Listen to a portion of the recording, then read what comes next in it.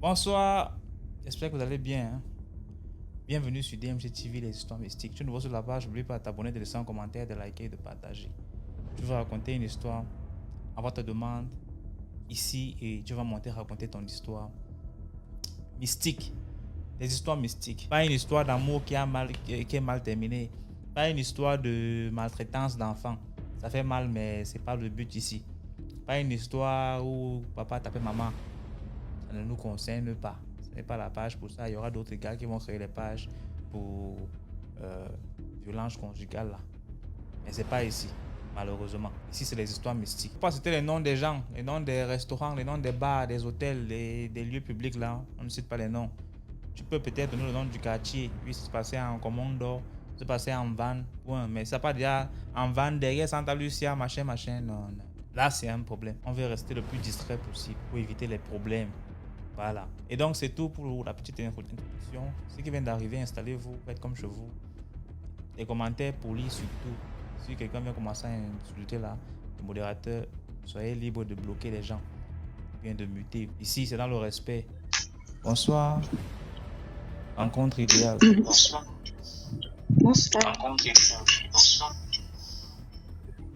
Excuse-moi. Je ne sais pas si vous m'entendez. Bonsoir, vous m'entendez? J'ai un peu mal à la gorge. Hey. J'espère que tu ne t'étouffes pas. Hein? Que... non, pas du tout. Mais est-ce que vous m'entendez? Oui. D'accord. Bonsoir tout le monde. Comment vous allez? J'espère que vous allez bien. DMJ, bonsoir. Bonsoir. Ok, tout à l'heure, j'étais sur le live en train d'écouter un tout et puis vous avez parlé de rêve. J'ai dit, ah tiens, j'ai vécu une histoire. Je pense que ça va quand même vous intéresser. Donc, j'ai comme ça décidé de partager avec vous mon histoire.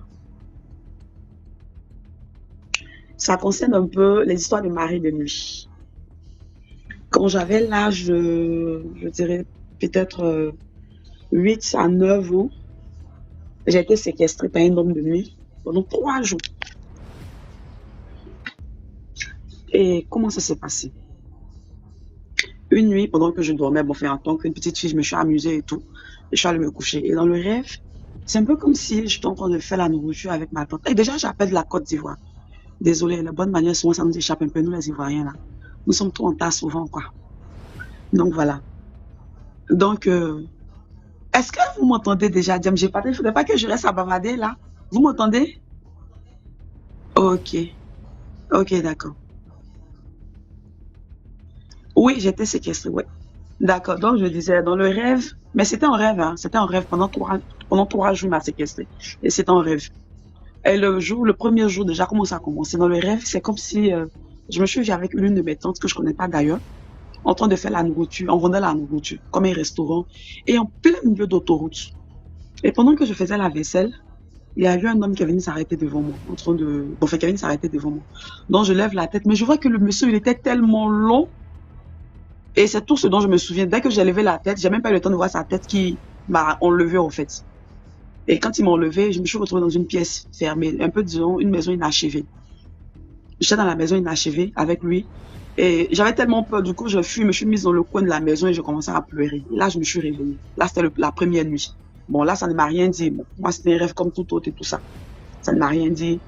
Et la deuxième nuit, je dors et je me retrouve dans la même maison, dans la même position, toujours en train de pleurer. Et lui, le monsieur en question, c'est-à-dire que il me dit, ah, que vraiment que je veux t'épouser, vraiment je t'aime et tout ça, je veux faire de toi une femme milliardaire, tu auras tout ce que tu veux et tout, dis-moi simplement ce que tu veux et tout. Moi, je pleurais. Il dit, moi, je veux rien, moi, je veux simplement rentrer à la maison et tout. Il me dit, non, de lui dire ce que je veux et tout. Je dis, je veux pas, je veux rentrer à la maison. Et tout ce qu'il faisait, quand il lève la main comme ça sur le mur, la maison était inachevée, je dis, hein. Il n'y avait pas de peinture dans la maison et rien, c'était carrément une maison qui était en pleine construction encore. Et quand il lève la main comme ça sur le mur, c'était comme un projecteur en fait qui présentait une image. Et je voyais, c'est-à-dire que la belle vit une vie vraiment de rêve. C'est-à-dire des avions, en tout cas de l'argent, une vie de milliardaire en fait, de grosses voitures. De grosses voitures en fait. Et il me montrait si je veux ça. Je dis non, je veux pas. Et quand je dis je veux pas, il enlève ça. Il me montre en fait, des pays vraiment. Je dis je veux pas. En fait, il me montrait tellement de choses en même temps. Moi, tout ce que je disais, je pleurais, je pleurais.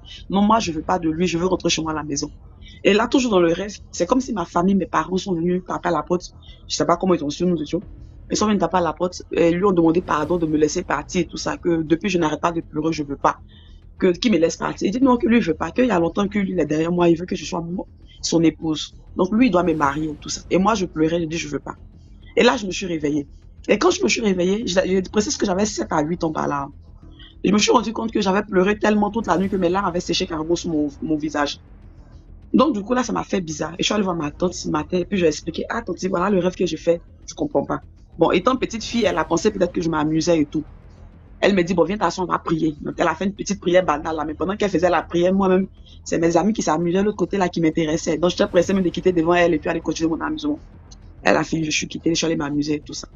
Et la troisième nuit, je me retrouve encore, le troisième jour, je me retrouve encore dans le même rêve, dans la même maison avec le monsieur, toujours en train de me faire ces mêmes propositions là encore. Et là, c'est-à-dire qu'il me montrait pardon, des trucs de ouf, en fait. Je lui disais toujours, je veux pas, je suis pas intéressée. Et il insistait tellement. Et moi aussi, je refusais toujours.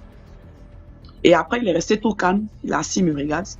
Et il me demande sincèrement, tu veux pas? Je dis non, je veux pas. Tu veux pas me marier?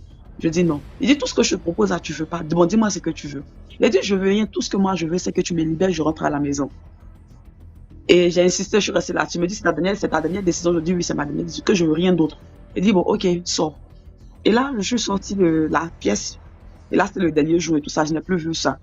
Au fait, bon, après ça, je me suis rendu compte que c'était bizarre. Mais ce qui m'a paru encore plus bizarre, c'est que quoi? Après ça, là, j'avais 7 à 8 ans par là. Après ça, j'ai grandi. Et juste quand je vivais avec un homme, j'ai eu une fille même. Là, je devais avoir peut-être, à l'époque, je devais avoir peut-être 29, 28, 29 ans où je l'ai revu encore dans mon rêve une fois. Et là, c'est-à-dire qu'il y avait un monsieur que j'avais vu qui était le fils d'une maman que j'avais vu, en fait. Il était venu voir sa maman. Et quand il partait, j'ai taquiné la maman pour dire, ah, maman, ton fils, il est bon, hein. Franchement, moi, je veux le marier et tout ça. J'ai taquiné la maman comme ça, en fait. Donc, elle m'a dit, ah, d'accord. Donc, j'ai dit à mon fils, toi, mais tu me plais déjà, tu vas marier mon fils et tout ça. Il en a plaisanté comme ça, il est parti. Et dans la nuit, je vois le monsieur qui vient dans mon rêve.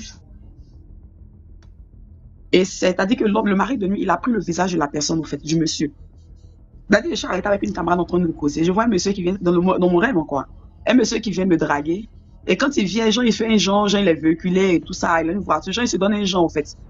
Donc, moi, je suis arrêtée, je le regardais, il se donnait ce genre-là et tout ça. Et il y a un autre monsieur qui vient, le deuxième monsieur qui vient en question, il a le visage du fils de la dame que j'avais vu le matin. Il vient et dit à l'autre là-bas, toi, tu fais quoi ici? Depuis, je te cherche. Va chercher la voiture, tu vas venir. En fait, c'était le chauffeur du monsieur en question. Donc, l'autre, rapidement, il a. Donc, non, on a commencé à sourire, en fait. On se moquait un peu de lui. Toi, tu n'as pas de voiture, tu viens te faire rien, et ils ont, tu as une voiture. Là, tu es chauffeur. Donc, on se moquait un peu de lui. Et on les a dépassés, nous sommes allés s'asseoir, mais ma copine, on causait. Et le monsieur allait chercher la voiture. Il revient nous trouver là, arrivé à mon niveau. Le monsieur qui avait pris le visage de la dame en question, il s'arrête à mon niveau, il était assis dans la voiture. Et il me dit, j'ai voulu te marier. J'ai tout fait pour te marier, tu as refusé de me marier. Regarde, je me suis mariée. Et il me montre son alliance. Et il est marié. Qui s'est marié? Moi, j'ai refusé, mais il y a eu une femme qui a accepté qu'il est marié aujourd'hui. Moi, aujourd'hui, je m'en fous. Tu es marié, c'est pour toi. Moi, je m'en fous. Donc, bon, voilà, c'était un peu mon histoire, Pour dire que souvent, nos rêves, vraiment, vraiment, il y a vraiment beaucoup, beaucoup de choses dedans. Et je sais que si j'avais accepté, il y avoir beaucoup de choses parce que, bon, je vais pas être trop longue, mais il y a la petite camarade de maman qui a vécu une histoire similaire comme ça. Elle avait accepté et le mari de nuit, lui, il venait physiquement finalement. C'est-à-dire, elle est dans la maison et il rentre dans la maison. J'ai pas envie d'être trop longue, donc je sais pas. Donc, bon, c'était mon histoire et tout. D'accord, merci beaucoup encore. Ok, merci, pas de souci. Ouais. Ça, c'est mon deuxième compte. Comme l'autre côté, j'ai beaucoup d'abonnés ici. Là, au moins, c'est quand même discret. Sinon, je te suis de mes deux comptes. Là, mes deux téléphones, tout est activé et je suis toi. D'accord, merci. Ok, beaucoup. Merci bien. Ok, pas de souci. Bonsoir. Oh, bonsoir. C'est moi. Une seconde histoire, s'il vous plaît. Je camoufle mon accent, c'est pour pas qu'on me reconnaisse. Pardon. Okay. Je veux pas que la famille me reconnaisse. Donc, c'est pour raconter une autre histoire d'un proche qui est décédé il n'y a pas longtemps. Donc, il y a 1 an, le proche, il est gravement tombé malade. On va dire qu'il était au seuil de la mort, si on va dire. Il avait déjà, on va dire, un pied là-bas. Mais à la grande surprise, voilà, il s'est rétabli. Il a retrouvé les formes. Certes que c'était vraiment grave, ça, il a vraiment été touché par la maladie. Il a retrouvé la santé. Mais pendant qu'il était hospitalisé, parce qu'on a eu à l'opérer, tout ça, pendant qu'il était hospitalisé, vous voyez comme votre parent proche est à l'hôpital, tout le monde passe la plupart du temps à l'hôpital. Donc, quand les aînés, les grands restent à l'hôpital, il y a un qu'on laisse à la maison pour sauver les plus petits. C'est ce qui s'était passé avec un de mes petits frères. Et comme mes frères là, ils sont très accros aux jeux vidéo, un jour, il disait il était avec les enfants à la maison. Il s'est assoupi. On va dire qu'il a eu une paralysie du sommeil. Il s'est assoupi. Il dit dans ce petit sommeil, il s'est vu rêver où il était toujours avec les mêmes enfants, dans la même pièce, à peu près dans les mêmes positions. La différence, c'est qu'il était en train de jouer aux jeux vidéo. Donc, il dit, donc, vous voyez quand vous êtes devant l'écran, vous voyez quelqu'un, l'homme de la personne passer à travers l'écran de la télé. Donc, c'est là, il se lève en sursaut et voit un monsieur. Il est rentré. Vraiment, personne n'a entendu comme il est rentré. C'est à travers l'homme que mon petit frère a vu. Donc, mon petit frère se lève en sursaut que oui, vous voulez quoi? Oh, le monsieur dit à mon petit frère, non, est-ce que c'est ici la maison mortuaire? Mon petit frère reste perplexe. Oh, on nous a dit que tel. Il dit le nom du parent qui se trouve en ce moment à l'hôpital entre la vie et la mort. On nous a dit que tel est décédé. C'est là où mon petit frère dit non, il n'est pas décédé. Le monsieur dit, ah ok, d'accord. Le monsieur est parti.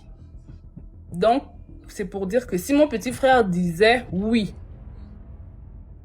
c'est que le proche qui était à l'hôpital devait être automatique, serait automatiquement décédé. Vous n'entendez pas? On te suit. Ah, ok. Donc c'est pour dire que parfois les paralysies du sommeil qu'on a là, ce sont les sorciers qui nous balancent ce petit sort-là.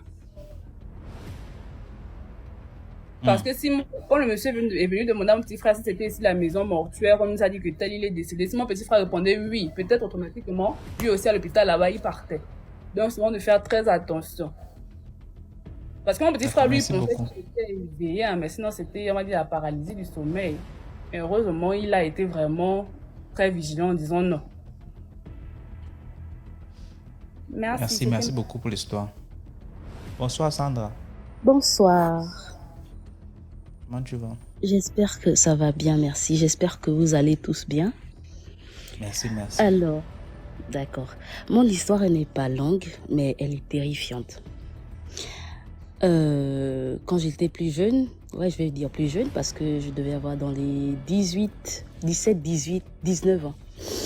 Avec la fougue de la jeunesse. Excusez déjà ma voix, je suis grippée, c'est l'épidémie au Gabon en ce moment, c'est juste horrible.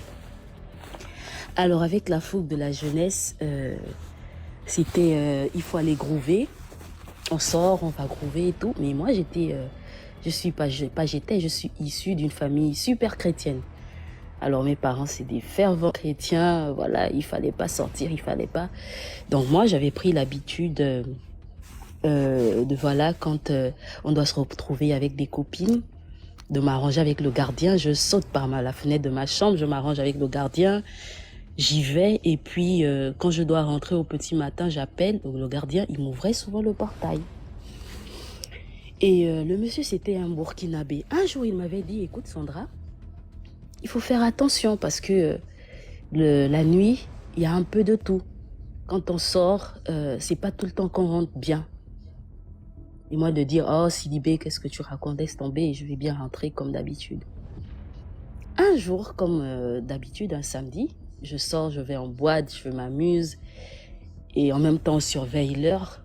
Quand je vois qu'il est 4h30, je dis aux autres, bon écoutez, moi, je vais rentrer quoi, je peux pas Je peux pas rester plus longtemps parce que si mes parents se réveillent, surtout que demain c'est dimanche, il faut aller à la messe, s'ils se réveillent et qu'on se rend compte que je suis pas là, c'est pas bon pour moi. Il faut au moins que j'entre un peu tôt pour pouvoir dormir même 1 heure. Comme ça, quand je vais à la messe à 8 heures, je suis quand même un peu en forme. Donc je prends le taxi, j'arrive à Maruelle. Mais pour arriver chez moi, on devait quand même marcher 10 minutes. Et il n'y avait pas de lampadaire, c'était plongé dans le noir. Du coup, je descends, j'emprunte mon allée, je marche. Pour ceux qui connaissent, pour les Gabonais, je suis dans la cité des charbonnages. Donc, c'est des maisons de part et d'autre, chacun dans sa barrière. Je marche et puis, je me rends compte que devant, il y a quelqu'un qui va juste devant moi. Je suis contente, je me dis, ah ouais, au moins je vais pas marcher là toute seule parce que c'est quand même loin de la maison. Je vais essayer de rattraper le monsieur qui va devant moi là. Parce que il a quand même l'air d'un monsieur âgé, vu qu'il est un peu courbé quand il marche. C'est sûr que c'est quelqu'un qui, certainement, va pour vaquer à ses activités tôt le matin et tout. Donc j'essaye de marcher vite pour rattraper le monsieur, mais j'y arrivais pas.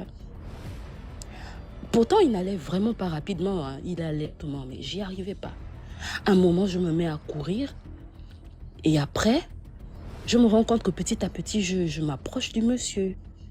Et après, quand j'arrive à son niveau, il était juste à quelques mètres de moi comme ça. Je me rends compte que le monsieur que je voyais tout petit, qui marchait courbé, je voyais ses pieds, mais je voyais pas sa tête. En fait, tout son torse, toute la tête, le corps, les épaules, tout était dans le ciel. À un moment, je me dis non, c'est sûr que je rêve, j'ai peut-être pris un verre de trop. Je rêve. Donc, je regarde encore bien. Effectivement, c'est ça. Donc là, je m'arrête. Je dis, mais qu'est-ce que je vis là, Seigneur? Et puis, baf, la chose où la personne disparaît. Non. Mais ce jour-là, j'avais couru l'une de ces façons. J'avais plus eu le temps d'appeler Sidibé. J'avais frappé au portail. Sidibé, ouvre-moi, ça veut pas. Et du coup, il me dit, mais Sandra, qu'est-ce qui se passe? Les parents vont se réveiller. J'ai dit, non, là, je peux pas t'expliquer, j'ai peur, je peux même pas rentrer à la maison. Il dit, mais non, tu peux pas dormir dans ma case, là, c'est pas possible parce que quand tes parents vont se réveiller demain, ils vont te trouver là, moi, j'aurai des problèmes, ils vont se dire que toi et moi, on sort ensemble, je sais pas trop. Fais l'effort, allons, je t'accompagne jusqu'à ta fenêtre, tu montes et puis tu dors. C'est ce qu'on avait fait, je suis montée, mais j'avais plus dormi. Quand il avait fait jour, j'étais la première à me lever dans la maison, sortir de la chambre, voilà, ouvrir parce que le dimanche, il n'y a pas de dame de ménage, nettoyer et tout. Ma mère était même surprise que, mais toi, c'est quoi le problème si tu te lèves tôt comme ça? J'ai dit non, maman, je suis pressée d'aller à l'église. Et puis après, on était allé à la messe, je suis rentrée. J'en avais pas parlé à mes parents, éventuellement, rien qu'à ma grande sœur, mais depuis ce jour, j'avais complètement arrêté avec les boîtes de nuit, tellement je m'étais foutu une frayeur. Non, mais pas possible. Donc, c'était ça ma petite histoire. Merci beaucoup, Sandra, pour l'histoire. De rien. Dans les commentaires. Dans les commentaires. Allô, Allô? bonsoir à tout le monde, bonsoir la famille. Bonsoir.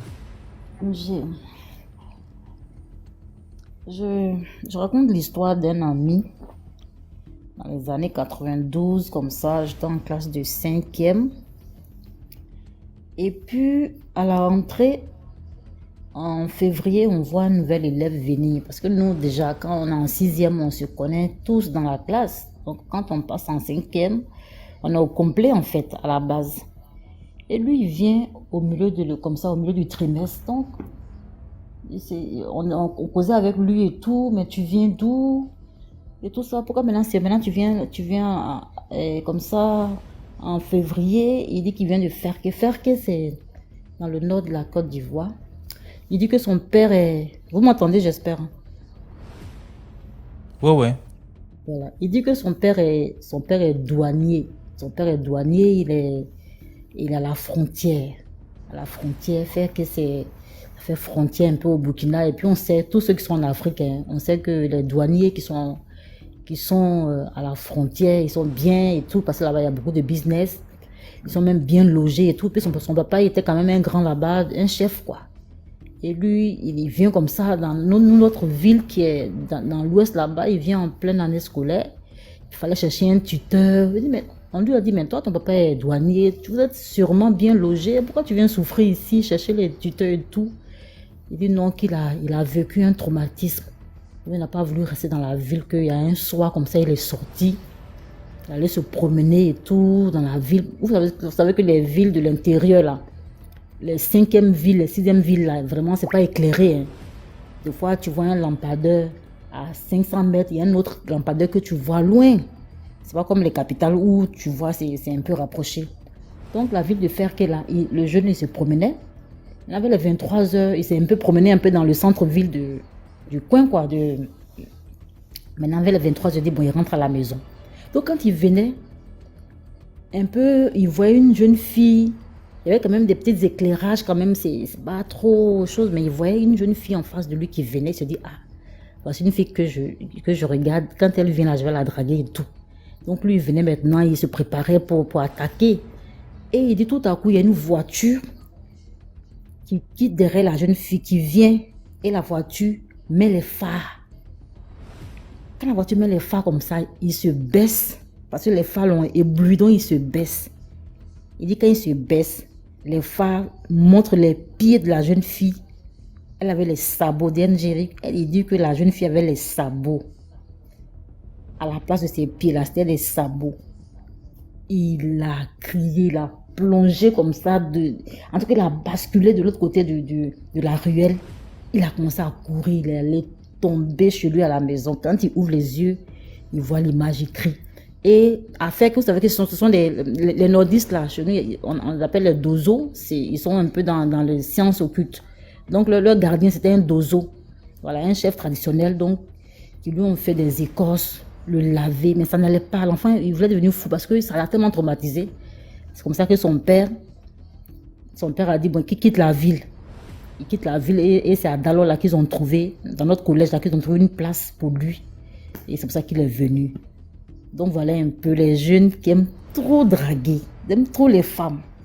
Parce que je pense que s'il n'avait pas l'idée même de la draguer, il allait peut-être avoir les yeux en haut. Mais le fait même qu'il s'approchait trop d'elle, là, il a vu un peu ses pieds. Donc, nous sommes en période de fête, là, ceux qui vont en boîte, ceux qui vont dans les maquis, quand vous rentrez là, pardonnez. Si vous n'avez pas de goût, là, rentrez sans goût. Et vice-versa, rentrez sans gars. Donc, c'était un peu mon histoire. Merci dans beaucoup, les Lisa, pour commentaires. l'histoire. Comme ce que le chien poursuit. Oui, justement. Bonsoir, Juliette. Aujourd'hui, je vais parler doucement, pardon, j'ai la toux. Si je parle fort là, je vais commencer à tousser ici là, pardon. Corona. L'histoire que je vais vous raconter aujourd'hui, c'est l'histoire, bon, c'est une connaissance à moi. Il est originaire de l'Afrique de l'Ouest. L'histoire s'est passée en Afrique de l'Ouest. Et il m'a dit qu'il a failli se faire sacrifier par la mère de son ami. Je vous raconte l'histoire. Il dit que lui, malheureusement, il a perdu ses parents très jeunes. Quand il a perdu ses parents, c'est leur oncle maternel qui avait leur charge. Donc, c'est lui qui était censé, avec l'argent que leurs parents avaient laissé, c'est l'oncle paternel qui était censé assurer leur scolarité et tout. Mais après la mort de leurs parents, qu'est-ce que l'oncle paternel a fait? Il a envoyé le gars en question, celui qui m'a raconté l'histoire, à l'internat. Arrivé à l'internat, il a fait ses classes à l'internat du genre seconde première à l'internat. Il était censé continuer à payer l'école, mais il n'a pas terminé. Et le gars me dit que c'est à l'internat qu'il fait la rencontre de celui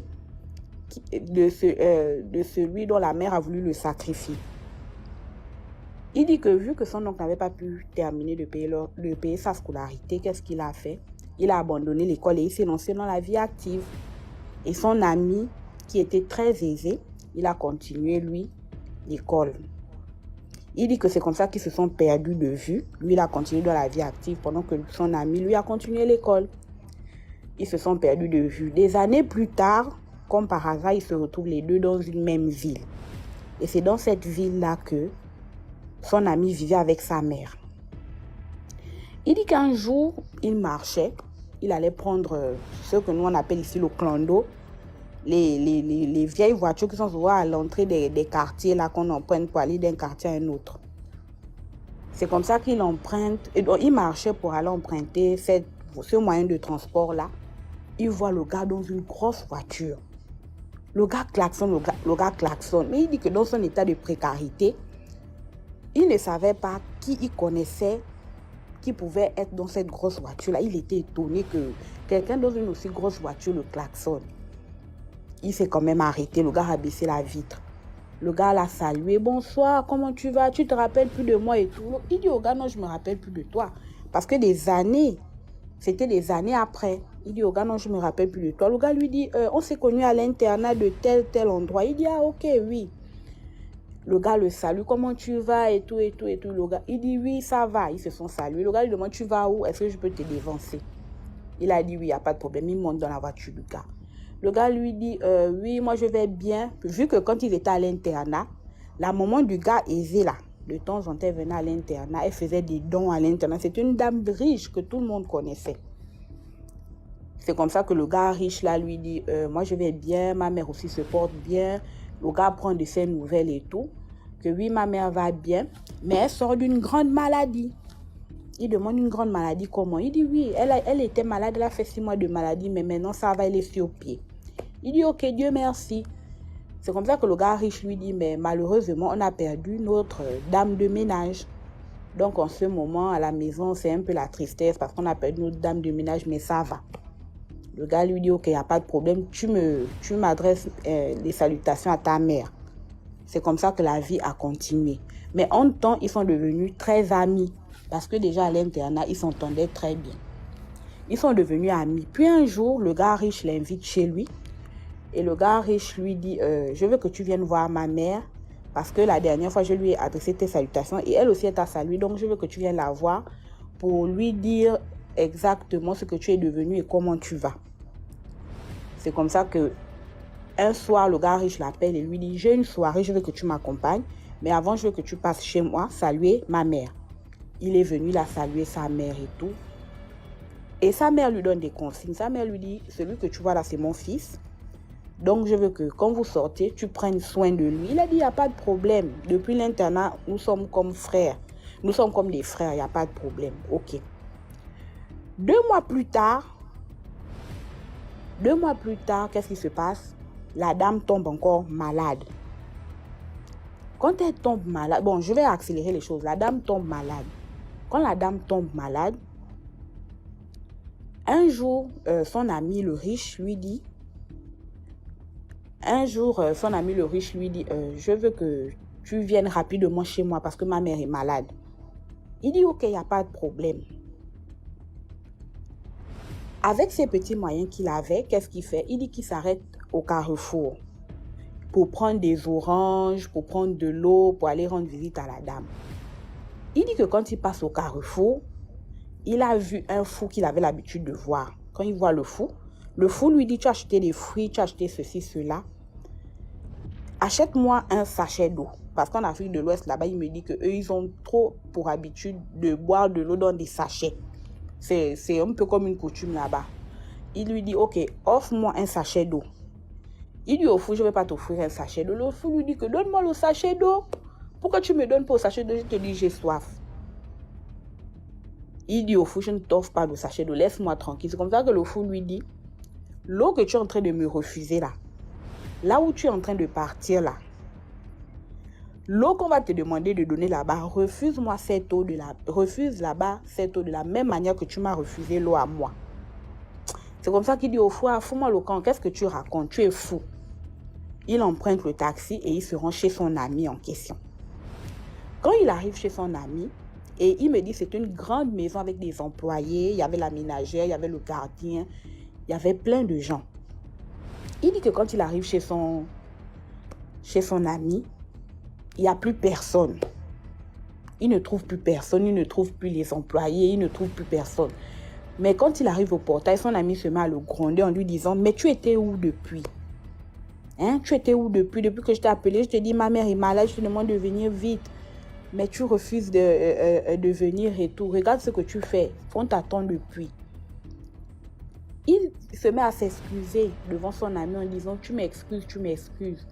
C'est parce que j'étais pris dans les embouteillages. » Il dit que « Mais je t'ai demandé de prendre le taxi rapidement. » Quand il arrive, qu'est-ce que son ami lui dit? Allons, montons, on va dans la chambre où ma mère est allongée. Il arrive dans la chambre et qu'est-ce qu'il trouve? Parce que la dame, elle avait 11 enfants, dont le gars riche. Quand il arrive dans la chambre, il trouve la mère qui est couchée sur le lit avec tous ses enfants autour d'elle.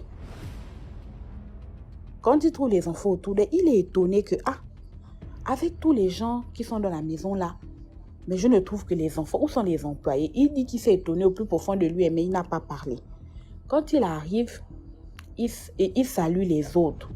C'est comme ça que l'aîné, leur aîné lui dit, mais toi, depuis qu'on ne fait que t'appeler de venir, tu traînes pourquoi? Il dit, j'ai traîné parce que je ne savais pas comment me déplacer et tout. On lui dit, ok, il n'y a pas de problème, assieds-toi. Il a trouvé ça d'abord bizarre que une réunion que vous faites, je ne sais pas si c'est une réunion de famille, vous êtes entassés et moi aussi je vais venir me mettre là au milieu. Moi je ne suis même pas l'enfant je suis même pas l'enfant de votre mère, mais vous m'appelez pourquoi? C'est comme ça qu'il vient, il s'assoit. Quand il s'assoit, la grande sœur, l'aînée, prend encore la parole. L'aînée lui dit, la mère était couchée sur le lit, c'est d'abord la mère qui a parlé en disant, j'ai soif, donnez-moi à boire. C'est comme ça que son ami le secoue en disant, maman dit qu'elle a soif. Comme nous nous sommes occupés, lève-toi, tu prends l'eau qui est sur la table et tu viens donner à maman. Il dit que quand on lui a dit de venir donner l'eau là, il ne sait pas ce qui s'est passé dans son corps. Il a commencé à trembler de toutes ses forces. Il tremblait. Il a commencé à trembler de toutes ses forces. Il dit qu'il ne sait pas ce qui est arrivé. Il est parti en voulant servir l'eau. Le verre est tombé, ça s'est cassé. Il dit qu'en un temps record, il n'a pas compris ce qui se passait. Il a voulu ramasser le verre au sol. Le verre l'a blessé. Le sang a commencé à couler. Il dit qu'il ne savait pas ce qui se passait. Il tremblait tellement. Ensuite, son ami a commencé à l'insulter. Mais qu'est-ce que tu fabriques? Qu'est-ce que tu fabriques? Pourquoi tu te comportes comme ça? On te demande de donner l'eau. On te demande de donner l'eau, mais qu'est-ce que tu fais? Il a dit non, mais je ne peux plus donner l'eau, je me suis blessé. C'est comme ça que son ami a commencé à le gronder. Mais qu'est-ce que tu racontes? Même si tu t'es blessé, donne l'eau. Il a dit non, il ne peut pas donner l'eau. C'est comme ça qu'est-ce qu'il a fait? Il a pris son téléphone, il est sorti, il est parti. Quand il a pris le téléphone, il est sorti, il est parti. Son ami a commencé à s'énerver contre lui. Ce que tu m'as fait là, sache que je ne vais jamais te pardonner. Il demande à son ami, mais qu'est-ce que je t'ai fait? Tu m'as juste demandé de donner l'eau à ta mère, non? Tu m'as juste demandé de donner l'eau à ta mère. Et parce que je n'ai pas donné, tu t'énerves comme ça. Qu'est-ce qui ne va pas?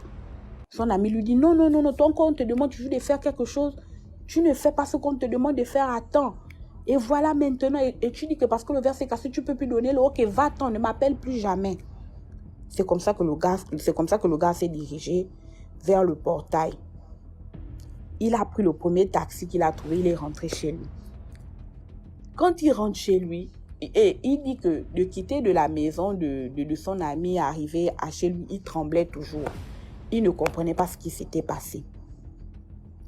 Quand il arrive chez lui, dans le quartier, ça parlait parce que la mère de son ami, on la connaissait comme étant une femme qui était riche, qui avait beaucoup d'argent et tout. Quelques temps après, on l'appelle pour lui dire que la mère de son ami est décédée. Quand la mère de son ami décède, qu'est-ce qu'il fait? Il prend le téléphone, il appelle son ami. Il s'est dit que la mère de son ami, quand elle est décédée, en l'appelant, son ami ne devait plus décrocher. Quand elle décroche, bizarrement au téléphone, son ami est content. Parce que sa maman est décédée. Il ne comprend pas. C'est comme ça qu'il demande à son ami, j'espère que tu vas bien. Son ami dit oui. Son ami lui répète encore, mais maman est décédée. C'est comme ça que, il dit que, mais la façon dont tu t'es énervé contre moi la dernière fois, maintenant pourquoi aujourd'hui tu n'étais pas? Il lui dit non, viens juste à la maison. Quand il arrive devant le portail, c'est la petite ménagère qu'on venait de recruter qui vient et qui lui dit, viens d'abord, je vais te raconter quelque chose. C'est comme ça que la petite ménagère lui dit que, toi tu as un sang fort, hein? Il demande que j'ai un sang fort, qu'est-ce qui s'est passé? C'est comme ça que la petite ménagère lui dit que leur patronne là, en fait, son habitude c'était quoi? Durant des années, qu'est-ce qu'elle a fait? Elle recrutait des gens dans la maison, c'est-à-dire les dames de ménage, les employés. À chaque fois qu'elle tombait malade, elle transférait sa maladie dans les employés. C'est la raison pour laquelle parmi les employés, les gens mouraient. Et que c'était son habitude. Et ce jour-là, donc, on a appelé le gars en urgence dans la maison parce qu'elle voyait sa mort venir et elle voulait transférer sa mort sur quelqu'un. Et si elle avait réussi, c'est le gars en lui donnant l'eau qui devait prendre sa mort à la place. Il dit que dès que la ménagère là, lui a dit ça, il n'a même pas cherché à comprendre, il s'est seulement retourné. Il dit qu'il a marché du quartier de son ami jusqu'à chez lui, à pied. Il ne s'est pas retourné. Il a marché à pied comme un fou. Il dit qu'à un moment donné, sa chaussure s'est même coupée, il n'a pas compris, il a marché jusqu'à chez lui à pied. Quand il est arrivé, il a ouvert la porte de sa chambre, il a dormi. Il a fait 2 jours. 2 jours, il n'est pas sorti de la maison. Il dit qu'à cette époque-là, il n'était pas chrétien, il ne savait pas prier, mais il ne sait pas comment il a fait en sorte de réciter les versets bibliques. Il dit qu'il ne sait pas s'il inventait ou bien c'était vrai. Il dit qu'il s'est mis à réciter les versets bibliques, jusqu'à ce qu'un jour, il a fait la rencontre d'un pasteur, il a donné sa vie à Dieu, et c'est comme ça en fait que ça a commencé à aller dans sa vie. En fait, c'est ça l'histoire.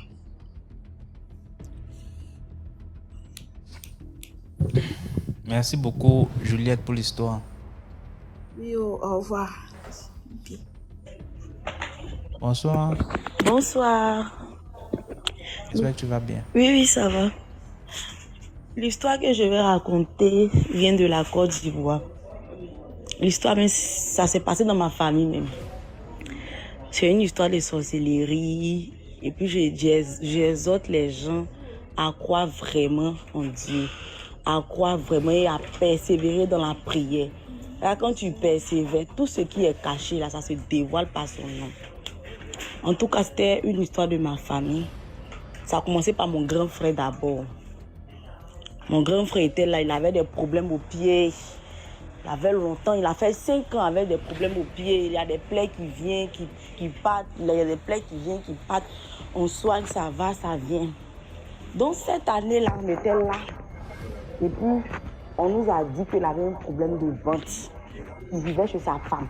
Comme nous, avec sa femme, il n'y avait pas trop de l'entente là. Il n'y avait pas l'entente entre nous et sa femme. Entre nous, ses petites soeurs et sa femme. Donc sa femme, il est malade. Appelle ses parents pour dire qu'il est malade. Elle ne nous appelle pas.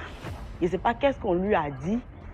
Si elle est partie à l'église, on lui a dit que c'est nous, ses frères ou bien ses parents qui veulent le tuer. Je ne sais pas. Donc elle cachait la maladie. Le comble même, c'est qu'il était assuré. Elle pouvait bien l'envoyer à l'hôpital, mais il ne sait pas pourquoi. Elle cachait la maladie.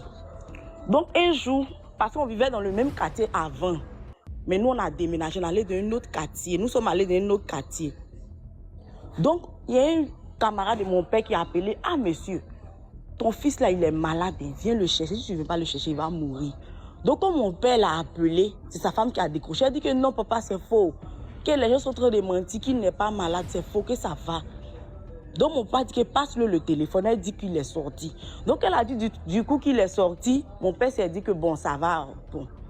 Donc un autre jour encore, ils ont appelé mon papa encore pour dire que non, que mon papa n'a qu'à venir chercher. À minuit, il n'a qu'à venir chercher son enfant pour aller à l'hôpital. Donc le lendemain matin, mon père est allé là-bas. Quand il est allé, il a vu que c'était vrai. Il était tellement amaigri qu'il ne sait pas. Ils l'ont envoyé à l'hôpital, ils ont demandé à ce qu'on l'opère. Le docteur a dit que non, il est tellement faible qu'on ne peut pas l'opérer. On ne peut pas l'opérer. Donc on lui a donné des médicaments pour partir à la maison. Il va prendre un peu de la forme. Et puis une prochaine fois, on pourra l'opérer. Donc une nuit, il était là. Ils ont appelé mon papa encore, il est reparti encore. Ça n'allait même plus, c'est là que va survenir sa mort. Donc mon papa est parti à l'hôpital avec lui. avec sa femme. Donc quand le docteur l'a fait radio, le docteur lui a dit non, non, non, que ça peut pas, que tout est gâté, tout son intestin là, tout est pourri, on ne peut rien faire, qu'il va mourir, qu'on ne peut plus rien faire. Donc mon père était là, il va faire comme il a attrapé son enfant, il a mis son enfant sur ses pieds, les deux ils chantaient, et puis arrivé au moment où mon grand frère est mort. Donc le mois qui a suivi, il y a mes camarades qui parlaient à faire de Dieu, qu'il n'y avait pas de chez une maman qui prie là, d'une église qui prie, que de venir, on va partir. Donc moi je ne croyais pas trop, je dis bon allons-y. Donc quand je suis arrivée là-bas, la maman me dit, ah, tu viens de perdre quelqu'un. Je dis oui maman. Elle dit ne t'inquiète pas, que ta grand-mère va mourir, que c'est ton grand frère non. Qu'ils l'ont donné manger, ils l'ont poisonné en sorcellerie. Que c'est ça, qu'il se plaignait de son ventre à chaque fois. Il a dit oui, il se plaignait de son ventre à chaque fois. Elle dit que c'est la nourriture en sorcellerie, empoisonnée qu'on lui a donnée. Que mais t'inquiète, ta grand-mère va mourir. Donc elle a dit ça là, moi je n'ai pas trop cru à ça. J'ai négligé. Un jour j'étais là, on m'appelle pour me dire que ma grand-mère est morte, la mère de mon père. Donc ce que la dame là disait c'était vrai. Donc j'ai appelé la dame encore pour dire que maman, ce que tu as dit là, en tout cas c'est passé. Elle dit que c'est pas encore fini, qu'il y a quelqu'un encore. C'est un mois après que ma grand-mère est morte. La dame m'a dit que non, ne t'inquiète pas, que c'est passé, je n'ai pas envie de tout parler. Quand je vais parler, ça peut envoyer des histoires que j'ai fermé ma bouche. Je ne voulais pas tout te dire même jour là. Que t'inquiète, c'est pas encore fini. Il y a une autre qui va suivre. Le mois qui a suivi encore, sa soeur est partie. On était là jusqu'à... Elles étaient trois, mon père là. Sa mère, elle a deux soeurs. Elles étaient trois mères à mon père, d'une manière qu'il faut dire ça. Donc on était là jusqu'à... Il y a une qui est partie. La tante de mon père est partie. Donc il a appelé la maman. La maman a dit, t'inquiète, que lui, ils ont touché là. Ils ont touché à la mauvaise personne. Que c'est pas tout le monde en mange. Ils ont touché à la mauvaise personne. Que eux-mêmes actuellement, s'ils pouvaient ressusciter mon grand frère, ils allaient le faire. Mais où ça arrive, ils ne peuvent plus. Que c'est fini. Tous ceux qui l'ont mangé, en tout cas, ils partiront. T'inquiète. On était là. Donc, moi, j'ai parlé à mes parents. Mes parents disent, la femme qui a parlé là, bon, on va aller voir la femme là. Parce que ce que tu viens nous dire là, ça se réalise. Donc, on va aller voir la femme là. Donc, nous sommes partis. Même chose qu'elle m'a dit là, bon, elle expliquait à mon père, elle dit, il ne faut pas mon père va pleurer, même si c'est sa maman comme ça. En tout cas, là, il y a les trucs que je n'ai pas envie de dire, elle a tout dit. Elle a fini de dire. Ils ont enterré mon grand frère, les deux grands-mères. Donc, il restait une personne. Il dit, il y a 3 personnes. Il restait une personne. Donc, maintenant, lors de l'enterrement, là, la 3e personne, là, elle allait manger nourriture de funérailles. La nourriture de funérailles, là. Elle allait manger, elle s'oubliait. Parce qu'elle-même était un peu convalescente. Donc, elle était à la maison, elle ne pouvait pas sortir. Tu vois?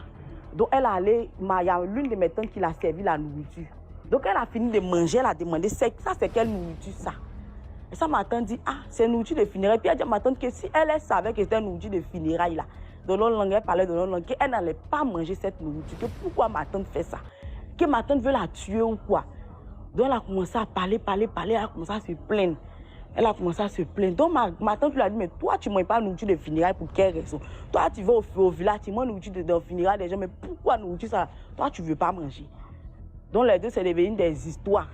Si ma tante savait, ma tante n'avait pas donné nourriture à la vieille pour manger. Ma tante a pris balle perdue, AVC, elle est tombée. AVC à mettre. Même nuit, ils ont fait palabre de nourriture là. Elle a eu AVC, elle est tombée. Donc nous aussi, on s'est levé dans la prière. On nous a demandé de mettre les jours de jeûne, de persévérer dans la prière. On s'est levé. Prière. On était là. Elle appelle la vieille là. Elle appelle mon papa pour dire qu'elle veut parler à mon papa. Donc mon papa s'est rendu au village. Elle a commencé à se confesser. Elle a commencé à parler. Elle a commencé à parler. Elle a fini de parler. Le soir, elle est morte. Quand elle est morte, là, dans notre coutume, ça dit que si quelqu'un fait du mal, si les gens font du mal là, et puis se confessent, on ne doit pas le garder à la morgue. Même jour, on l'enterre. Donc le même jour aussi, on l'a mis dans le chassé noir. Nous sommes allés l'enterrer. C'est ça mon histoire. C'est pour dire que ceux qui disent la sorcellerie n'existe pas, moi, je ne croyais pas avant. J'étais incrédule, mais je ne croyais pas. Mais vu cela, là, je suis sûr que Dieu aussi est vraiment vivant. Et puis la sorcellerie, là, ça existe vraiment. C'est pas un. C'est pas un, c'est la vérité. C'est ce que je voulais dire. En tout cas, Merci beaucoup pour l'histoire. croyons en Dieu, persévérer dans la prière. Voici la nouvelle année qui arrive. Que chacun se lève dans la prière. Il demande ce qu'il veut à Dieu. Dieu va exaucer. Dieu est bon. Il sait qu'il y a les musulmans aussi qui se lèvent aussi. Il demande ce qu'il veut à Allah. Allah va exaucer. Dieu est bon. Merci. Que nous tous Merci rentrons à dans la toi pour nouvelle l'histoire. année ou la time DMJ. Il ne faut pas vraiment appeler pour dire que quelqu'un est malade ou bien quelqu'un est mort ou bien quelque chose. Que nous tous, on rentre dans la nouvelle année. On fait des bons témoignages. Témoignages de victoire, de succès et non de maladie et de la mort. Passez une très bonne journée. Très belle nuit. Merci à toi. Bonjour DMG. Bonjour. Bonjour tout le monde. Ok, donc moi je vais vous raconter une petite histoire qui se passe en 2018 aux États-Unis, dans une petite bourgade en fait. C'est une petite ville perdue au milieu des États-Unis. Dans cette petite ville en fait, tout le monde se connaît. Il y a en fait le poste de police, il n'y a que 5 policiers en fait là qui travaillent là-bas, pour vous dire à quel point c'est vraiment petit. Donc il y a le chef que lui, ça fait plus de 40 ans qu'il est dans la police. Et puis il y a d'autres personnes qui travaillent avec lui. Il y a une vieille dame qui en fait, c'est elle qui s'occupe de recevoir les appels et tout quand il y a des appels. Donc un jour et tout, une nuit, le chef, il est dans son bureau avec les 2 autres policiers qui travaillaient avec lui. Et puis il voit une jeune fille qui arrive. La jeune fille arrive de nulle part. En fait, ils n'ont pas entendu la fille passer la porte, ils n'ont rien entendu. La fille s'est juste retrouvée devant eux. Donc la fille, elle est toute mouillée, toute bizarre et tout ça là. Donc le chef se retourne vers elle et dit « Oui, je peux vous aider ?» Donc elle dit « Oui, j'aimerais en fait reporter un crime. J'ai été kidnappée. » Ok. Donc le policier lui dit « Ok, asseyez-vous. » Donc on lui donne une place et s'assoit. Le chef prend les documents qu'on remplit quand on veut faire une déposition. Donc on commence à lui poser les questions. « Oui, qu'est-ce qui s'est passé ?» Donc elle dit oui, je sortais du cinéma avec mes amis. Donc quand j'ai laissé mes amis, moi je suis partie, j'étais presque arrivée chez moi.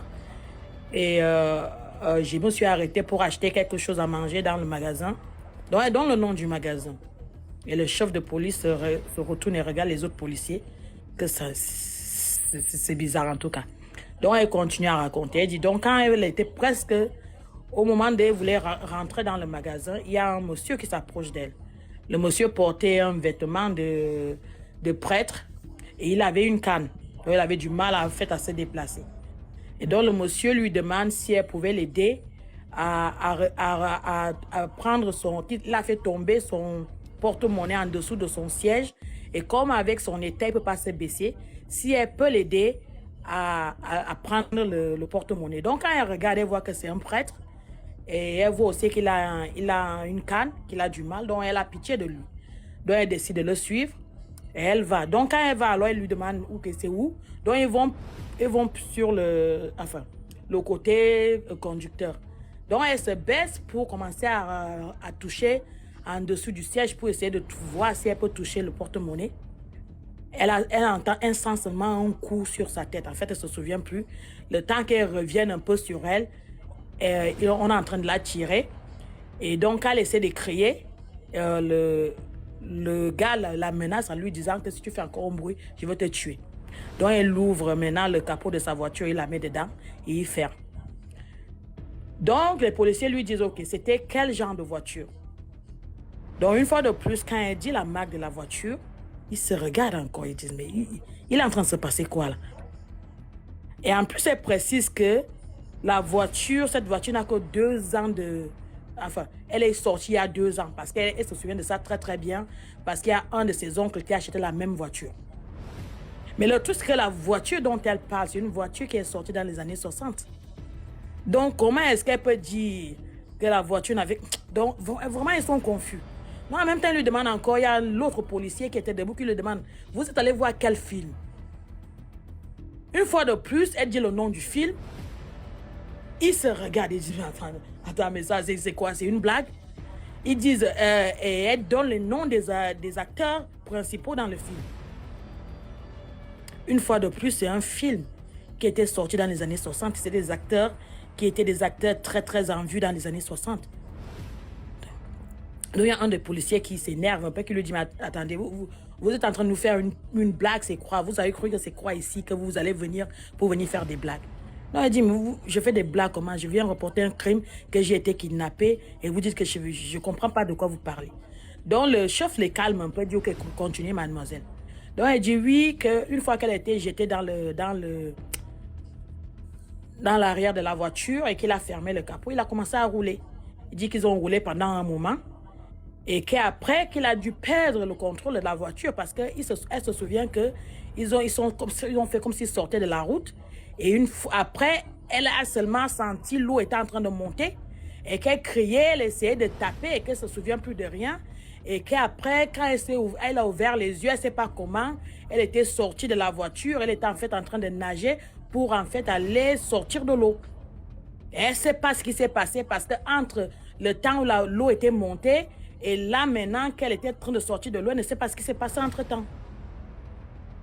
Donc il la regarde et tout. Donc là le policier lui dit, c'est quoi votre nom? Donc elle donne son nom. Quand elle donne son nom, elle donne le nom son nom de famille. Et elle précise que ses parents ont un magasin en ville. Mais comme je vous ai dit, c'est une très petite ville. Et un policier qui était en service pendant 40 ans, il connaît tout le monde. Donc lui n'a jamais vu cette fille-là. Son visage ne lui dit rien du tout. Le nom qu'elle dit lui rappelle quelque chose. C'était un magasin qui était là, tenu par un couple qui a brûlé dans les années, quand il avait 9 ans. Ça a brûlé fin des années 60, début des années 70, quand le policier, le chef avait 9 ans. Donc, il est confus. Donc, il lui demande, il dit, mademoiselle, nous sommes quelle année? Donc, elle dit 1967. Il dit, mademoiselle, vous retournez, vous regardez le calendrier qui est derrière vous. Donc, elle se retourne derrière le calendrier, voit 2018. C'est là maintenant, elle se retourne vers elle et dit, mais vous me faites une blague. Vous êtes en train de faire quoi? Vous essayez de faire quoi là? Vous me faites une blague. Comment c'est 2018? Moi, ce qui s'est passé, ça s'est passé en 1967. Et je viens juste de sortir de l'eau. Je ne sais pas comment je suis sortie de l'eau. Je ne sais pas comment j'ai été sauvée, mais j'ai été sortie de l'eau. On ne peut pas être en 2018.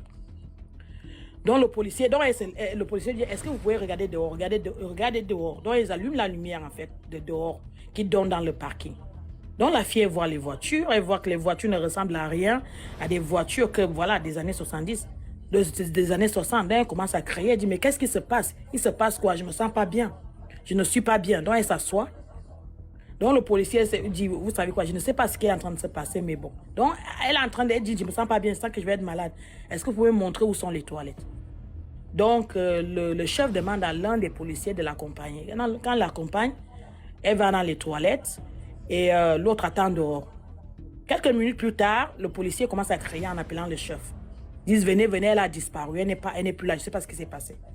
Donc ils ouvrent les toilettes, elle n'est pas dans les toilettes. Il n'y a aucun endroit dans les toilettes où elle peut se cacher ou même fuir. Donc quand même, ils se disent, ok, viens, on regarde dehors. Donc le chef lui dit, tu es sûr que tu es resté avec elle? Elle dit, oui, je suis resté avec elle. En plus de ça, il y a un truc bizarre qui s'est passé. Parce que quand elle est rentrée dans les toilettes, quand je la guidais en fait pour qu'elle rentre dans les toilettes, j'ai touché sa main. Sa main, elle était glacée. Donc, il regarde, il ne voit rien, il ne comprennent rien. Donc, vraiment, là, il se regarde. Le report qu'il est en train d'écrire, il ne sait même pas quoi faire. Il ne sait pas s'il doit l'envoyer à ses supérieurs. Il sait pas.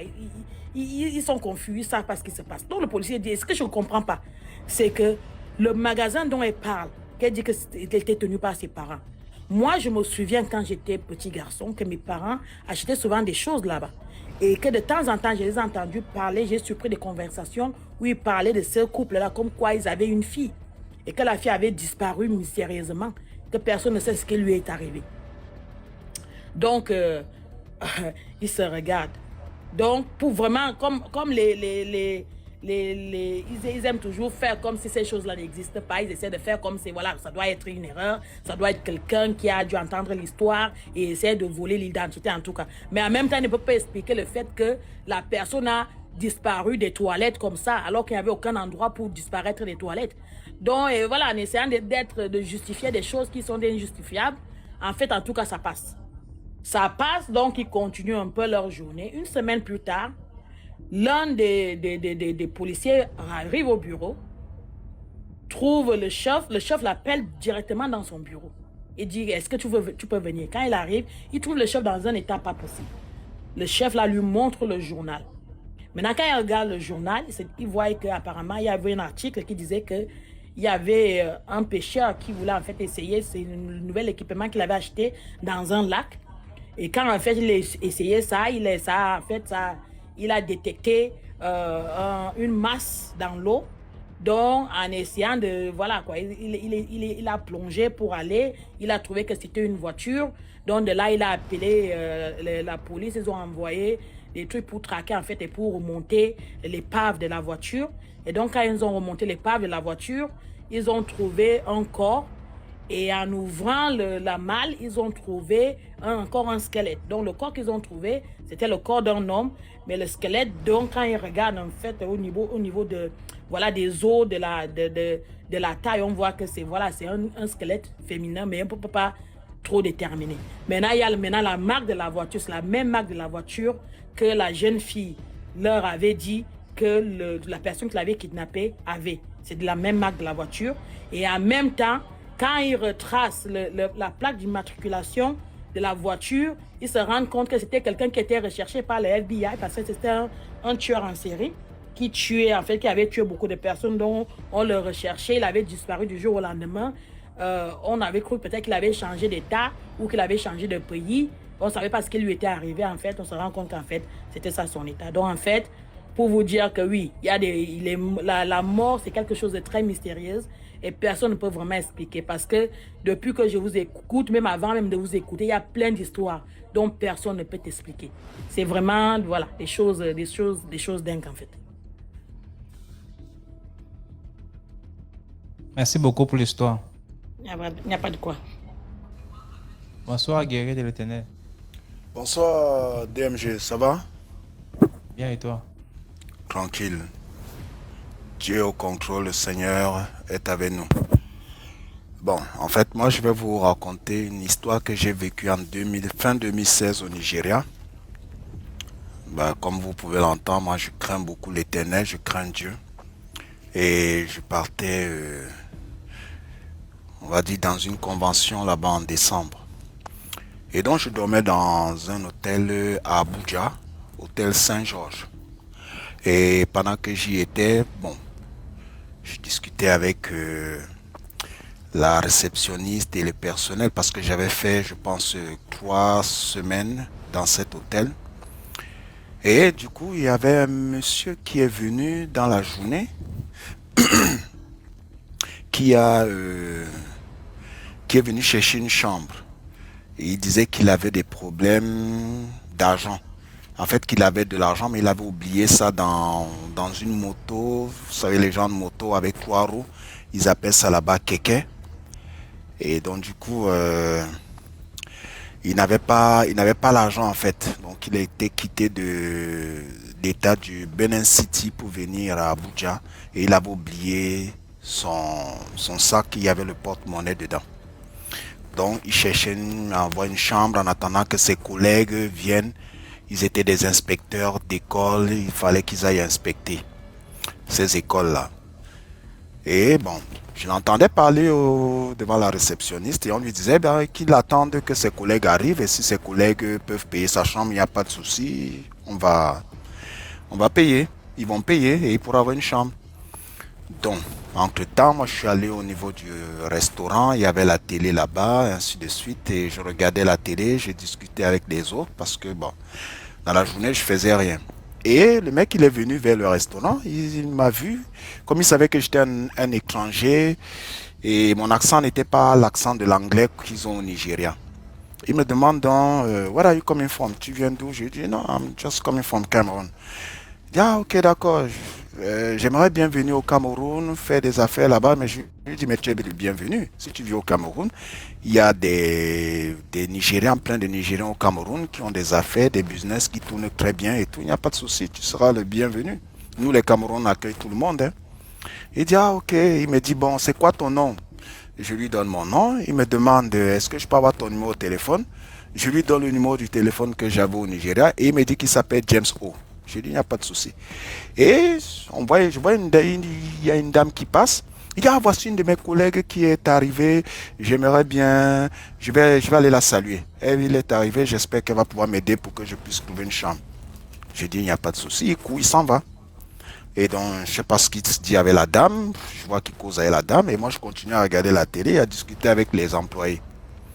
Après, il revient, il me dit, ah ouais, apparemment, elle-même, elle n'a pas assez d'argent, donc j'attends les autres collègues et je continue, j'attends. Je dis, il n'y a pas de souci. Bah, la journée passe et bah, il a mon téléphone et moi, je continue à vaquer à d'autres occupations. Je vais dans ma chambre, je commence à regarder la télé et ainsi de suite. 19h sonne, je vais manger, je retourne dans ma chambre et je reçois un coup de fil.